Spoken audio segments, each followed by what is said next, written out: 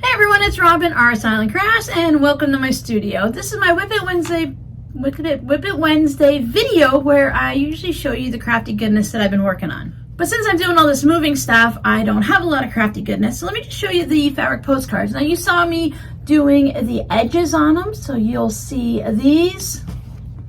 And in a future voiceover, you'll see these. There's some more. And then there's some more.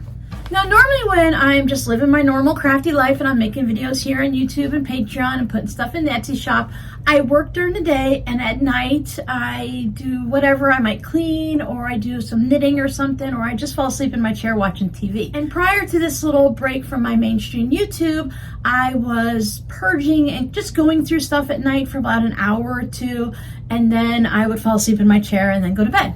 But now that I'm doing all of the packing type stuff during the day, at night I can sit down and knit. So I thought I'd show you this week and next week some of the projects that I'm working on. Now this bag is actually something that I made from watching a tutorial many years ago from Missouri Star and Crafty Gemini. They showed how to make I think it was a quilt as you go tote, and this was before I really knew much of what I was doing. And I created this tote bag that almost sort of kind of looks like the project, and I was using a jelly roll. I actually still have more jelly roll strips, but I made it so large that I actually cut off a piece to make another zipper pouch, and this is the one that I used for when I'm knitting my dishcloths. Now just check the wear and tear out of it and how much I use this compared to this. You can see how dull this yellow is compared to how bright this is. But when I'm using this, it looks nice and bright to me until I see the comparison. So inside here, just because I have it, it's a dishcloth, and you have the regular cotton for the dishcloth, and then it has the scrubby stuff, and it all comes in the same little kit and caboodle here. This is Sugar and Cream Scrub Off. So you probably pick it up anywhere you pick up this, you get Michael's, Joann's, Walmart, or online, and you can see that it has the scrubby yarn and then the irregular yarn. I have a finished dishcloth floating around here somewhere because I can get 2.5 out of one of these balls. But I've been using this for years. I've been using these two since that one video came out. If I can find the tutorial, I'll see if I can pop it down in the description box. But it was a really great tutorial, and I learned a lot. I think that was about the time I also learned that I kind of make things up as I go along. I learned that I definitely don't like the handles super close. I used 2 different jelly rolls for it, but this works perfectly fine. I even used the fun purple and white polka dots. But inside here, I don't think I have a picture of this project. I only printed out the pattern and not the picture. And right now it's boring. It's just a shawl that I'm working on. It's actually stopped right in the middle of a row because I hadn't necessarily planned on showing it. It has a couple of little details here, and then after I do probably another round, this has a section that there is 12 rows in this section, and I need to do it 6 times, so I still have 3.5 more sections to do. So, like 25 more rows. And then I get to start the fun stuff. So once I get to the fun stuff, I'll show you that. And that's when you get to mix in different colors and make some fun designs. Packing and everything is going great. I've been working on it during the day, and it's nice not to be rushed because I have a date in mind, and the moving date is actually in June, about mid-June. So I thought if I finish everything by the end of June, I'll be in good shape.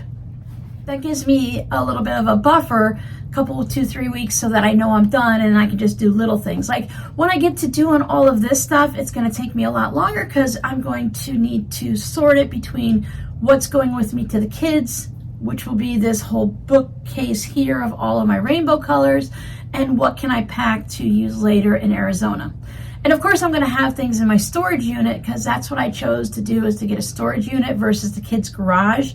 Their garage, for whatever reason, is so much hotter than mine, and my garage gets pretty hot, but right now it's comfortable. But when I go to the kids' house, immediately sweaty because it pours off of you. It's so hot in their garage for some reason. It's like you're baking in an oven.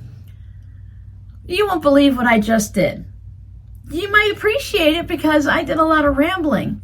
As I was sitting here talking to you, S'mores came over here. She laid down, super adorable, and I took her picture, so I had to change everything up. I took the phone out of the holder, then I put it back on the holder, put it into the video mode, sat down, and I started talking to you guys.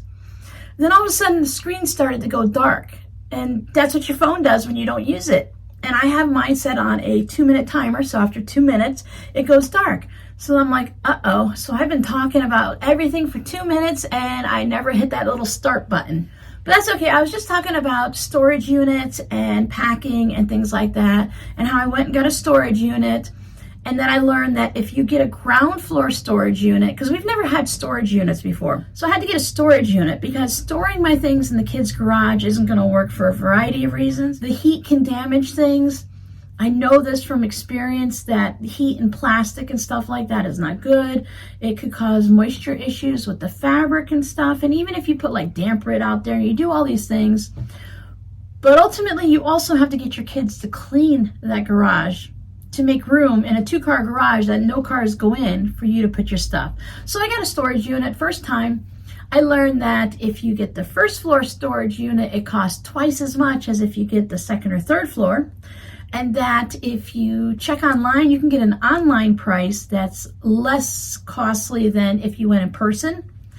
And the person that talks to you on the phone when you book it after reserving it online is not happy when you do that, because she'll be going and talking to you and she'll say, oh, you booked online. You got the online prices. I'm like, yes, I got the online prices. Something's going good. Because the unit that started out as $129 cost me $236 because of all the extra fees and insurance, and you have to have their lock or an identical lock that's still going to cost you money anyway, so just let them have their lock or whatever. And all these cleaning fees and maintenance and administrative, and there's always fees added on.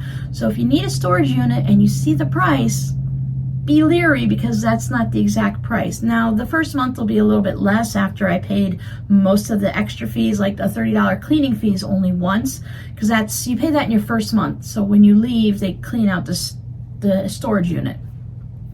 For me, it's pretty much just going to be sweeping the floor because I'm not going to be doing anything in there, and it's just going to be boxes. But by getting a storage unit, it's a 10 by 15, which I think is too big. But based on the units that were available, and then there was a limited number, I just had to jump on this larger one because you don't want to get a small one and not have enough room.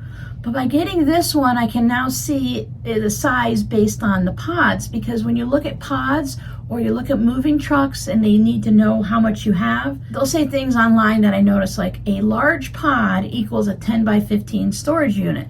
So I know if my stuff fits and there's room for the kids, it's going to fit in a pod.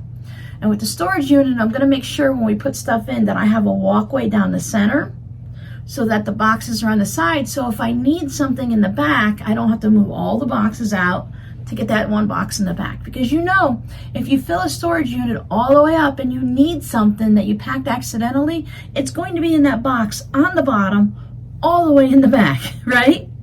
You know it, right? Exactly.